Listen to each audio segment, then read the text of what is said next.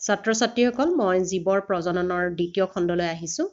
আগৰ খণ্ডত তোমালোকক আংগিক প্ৰজনন আৰু অযৌন প্ৰজননৰ বিষয়ে কৈছিলোঁ। এতিয়া আমি শেষৰ পৰ্যায়ৰ যিটো প্ৰজনন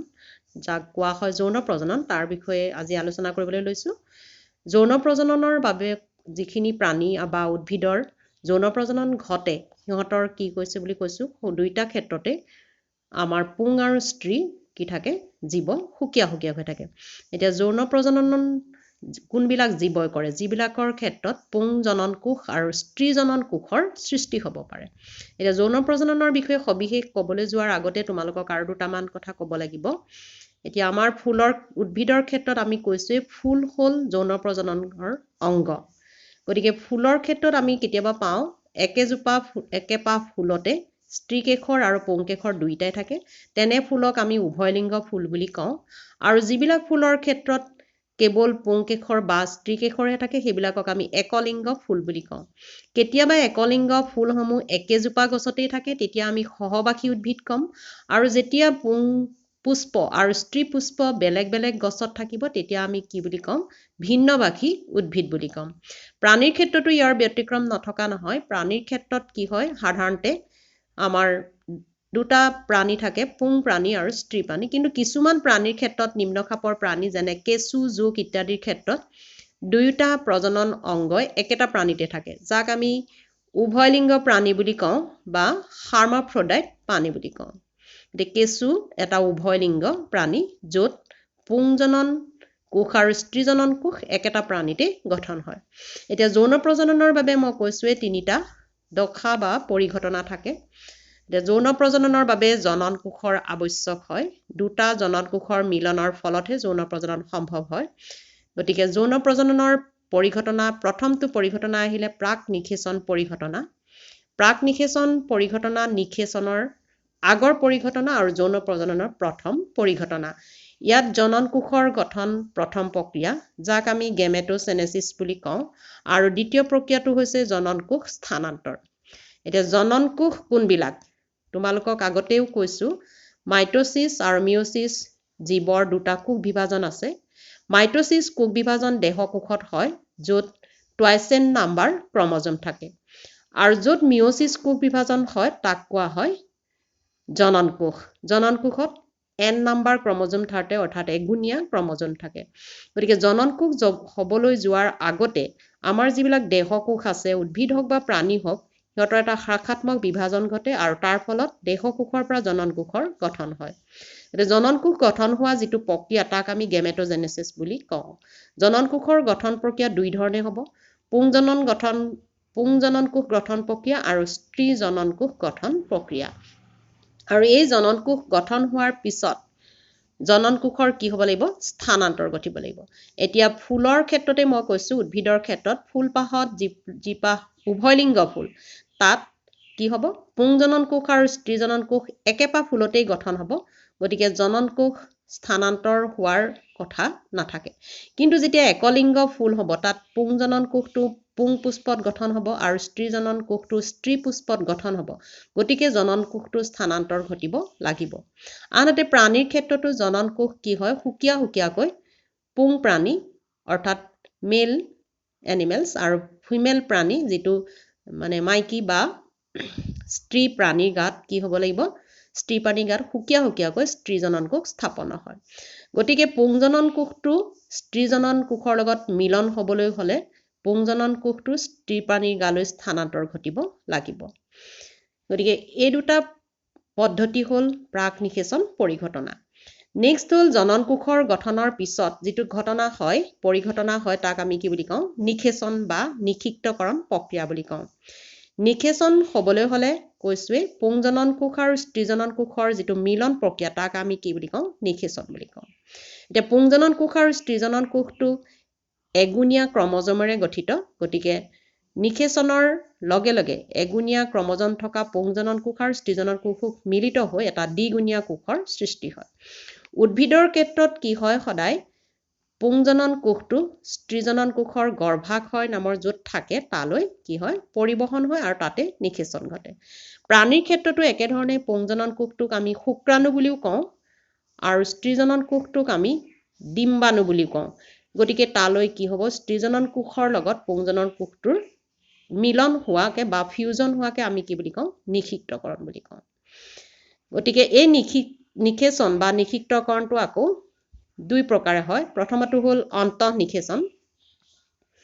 আৰু দ্বিতীয়টো হ'ল বহিঃনিষেচন অন্তঃনিষেচন কোনবিলাকক কয় যিবিলাক প্ৰাণীৰ মানে ফিমেল প্ৰাণী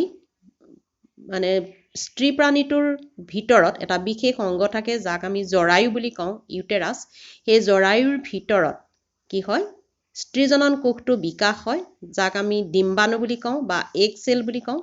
আৰু সেই জৰায়ুৰ ভিতৰত যেতিয়া পুংজনন কোষৰ নিষেচন ঘটিব তাক আমি কি বুলি কম অন্তঃনিষেচন যেনে স্তন্যপায়ী প্ৰাণীসমূহ অন্তঃনিষেচনৰ উদাহৰণ নেক্সট হ'ল বহিঃনিষেচন এতিয়া কিছুমান প্ৰাণী আছে যিটো তাহাঁতৰ পুংজনন কোষবিলাক বাহিৰত নিষেচন হয় মাতৃদেহৰ ভিতৰত নিষেচন নঘটি মাতৃদেহৰ বাহিৰৰ পৰিৱেশত নিষেচন হয় সেইটো কোৱা হয় বহিঃনিষেচন যেনে মাছ ভেকুলী দেখিছা এতিয়া নতুন পানী অহাৰ লগে লগে ভেকুলীৰ কণী পাৰে পানীতেই কণীটো পাৰে আৰু সেইটো বাহিৰতে নিষেচন হয় মাছৰো একে বাহিৰতে নিষেচন হয় গতিকে নিষেচন দুই প্ৰকাৰে হয় অন্তঃনিষেচন আৰু বহিঃনিষেচন নিষেচনৰ পিছৰ যিখিনি ঘটনা বা নিষেচনৰ যিখিনি পৰিঘটনা তাক আমি কওঁ নিষেচনোত্তৰ কালৰ পৰিঘটনা অৰ্থাৎ নিষেচনৰ পিছত হোৱা যিখিনি পৰিৱৰ্তন গতিকে নিষেচনৰ পৰিৱৰ্তনত আমি দুই প্ৰকাৰ পৰিৱৰ্তন দেখা পাওঁ যোজন ৰেণু গঠন বা জাইগোট গঠন আৰু দ্বিতীয়টো হ'ল ভ্ৰূণ গঠন বা ভ্ৰূণ কোষৰ গঠন এতিয়া যোজন ৰেণু গঠন কেনেকৈ হ'ব মই কৈছোৱে নিষেচনৰ সময়ত এটা পুংজনন কোষৰ লগত স্ত্ৰীজনন কোষৰ মিলন ঘটি দুগুণীয়া টুৱাইচেন নাম্বাৰ এটা কোষৰ সৃষ্টি হয় যাক আমি যোজন ৰেণু বা জাইগোট বুলি বা ভ্ৰূণ কোষ বুলি কওঁ এই যোজন ৰেণুটোৰ বিকাশ ঘটি এটা কি হয় ভ্ৰূণৰ গঠন হয়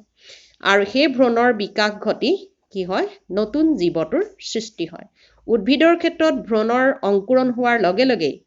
পুলিটোৰ সৃষ্টি হয় কিন্তু প্ৰাণীৰ ক্ষেত্ৰত ভ্ৰূণৰ বিকাশ আকৌ দুই ধৰণে হয়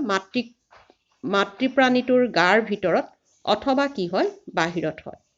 গতিকে যিবিলাকৰ মাতৃদেহৰ ভ্ৰূণ গঠন সেইকাৰণে দুটা প্ৰক্ৰিয়া আছে যিবিলাক প্ৰাণীৰ মাতৃদেহৰ ভিতৰতে অৰ্থাৎ জৰায়ুৰ ভিতৰত ভ্ৰূণৰ বিকাশ হয় তাক কোৱা হয় জৰায়ুজ ভ্ৰূণ গঠন বা জৰায়ুজ প্ৰাণী আৰু কিছুমানৰ কি হয় ডিম্বকৰ ভিতৰত বা এগৰ ভিতৰত এগ যেনে চৰাই সৰীসৃপ এইবিলাক ইহঁতৰ কি হয় চৰাইতে কণী পাৰে তোমালোকে জানা আমি ডিম্বক বুলি কওঁ সেইটো সেই তাৰ ভিতৰতেই ভ্ৰূণটো গঠন হয় তেনেকুৱাবিলাকক কোৱা হয় ডিম্বোজ ভ্ৰূণ গঠন প্ৰক্ৰিয়া বা এইটোক কোৱা হয়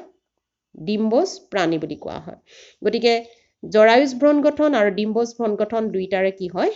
বেলেগ বেলেগ পাৰ্থক্য আছে জৰায়ুজ ভ্ৰূণ গঠনত মাতৃ প্ৰাণীৰ জৰায়ুৰ ভিতৰতে ভ্ৰূণটো গঠন হয় আৰু সুৰক্ষিত অৱস্থাত থাকে কিন্তু ডিম্বোজ ভ্ৰূণ গঠনত কি হয় ডিম্বকৰ ভিতৰত অৰ্থাৎ এগৰ ভিতৰত ভ্ৰূণটো বিকাশ হয় আৰু ভ্ৰূণটোৰ কোনো সুৰক্ষা নাথাকে এতিয়া আমি দেখিছো চৰাইবিলাকৰ কণী পাৰে তাৰ পাছত উমনি লয় এটা নিৰ্দিষ্ট টেম্পাৰেচাৰ দিয়ে তাৰ পিছত কণীটোৰ বেৰ ফাটি পোৱালিটো ওলাই আহে আৰু এই পোৱালিবিলাক কি হয় সন্তানবিলাক বা পোৱালিবিলাক মাতৃৰ পৰা দেহৰ পৰা বাহিৰত গঠন হয় কিন্তু জৰায়ুজ ভ্ৰূণ গঠনত যিবিলাক জীৱ সৃষ্টি হয় প্ৰাণী সৃষ্টি হয় সেইবিলাক কি হয় মাতৃদেহৰ ভিতৰতে বিকাশ ঘটে আৰু এটা সময়ত আমি ভূমিষ্ঠ হোৱা বুলি কওঁ হোৱাৰ পাছত মাতৃদেহৰ গাৰ পৰা বাহিৰলৈ ওলাই আহে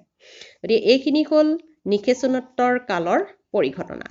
গতিকে এইখিনিতে আৰু দুটামান কথা ক'বলৈ আছে প্ৰাণীৰ ক্ষেত্ৰত আমাৰ কি হয় প্ৰাণীৰ ক্ষেত্ৰত জনন কোষ গঠন হওঁতে বিশেষকৈ স্তন্যপায়ী প্ৰাণীৰ ক্ষেত্ৰত জনন কোষ গঠন হোৱাৰ পূৰ্বে কিছুমান আংগিক পৰিৱৰ্তন ঘটে আমি এইবিলাকক পিউবাৰ্টি ষ্টেজ বুলি কওঁ তোমালোকে বা কৈশোৰ দশা বুলি কওঁ স্তন্যপায়ী প্ৰাণীৰ ক্ষেত্ৰত কৈশোৰ দশা থাকিব তাৰ পাছত কি হ'ব প্ৰজনন দশা থাকিব আৰু তাৰ পিছত কি থাকে পৰিপক্ক দশা গতিকে পিউবাৰ্টি ষ্টেজত বা যিটো কৈশোৰ দশা থাকে তাত কি হয় পুং প্ৰাণীটোৰ গাত কিছুমান হৰমন সিক্ৰেশ্যন হয় আৰু সেই হৰমনৰ লগে লগে কিছুমান পৰিৱৰ্তন দেখা দিয়ে পিউবাৰ্টি লক্ষণ বুলি কোৱা হয় আৰু সেই পিউবাৰ্টি লক্ষণৰ পিছ হোৱাৰ লগে লগে কি হয় জনন কোষৰ গঠন আৰম্ভ হ'বলৈ ধৰে তেনেকে স্ত্ৰী প্ৰাণীটোৰ গাতো কিছুমান কি হয় লক্ষণে দেখা দিয়ে পিউবাৰ্টি ষ্টেজত কৈশোৰ দশা অৱস্থা পাৰ হৈ যোৱাৰ জাষ্ট পিছতে আৰু সেইখিনি সময়ত কিছুমান কি হয় স্ত্ৰী প্ৰাণীটোৰ গাত জননকোষ গঠন প্ৰক্ৰিয়াটো আৰম্ভ হয় আৰু এই জননকোষ প্ৰক্ৰিয়াটো ক'ত হয় জৰায়ুৰ ভিতৰত গতিকে এই সময়খিনি জৰায়ুৰ ভিতৰত যেতিয়া এটা জৰায়ুৰ ভিতৰত জননকোষ প্ৰত্যেকবাৰ গঠন হ'বলৈ যাওঁতে এটা চক্ৰ চলে যাক আমি ৰজচক্ৰ বা কামচক্ৰ বুলি কওঁ সকলোবিলাক স্তন্যপায়ী প্ৰাণীতে এই চক্ৰটো চলে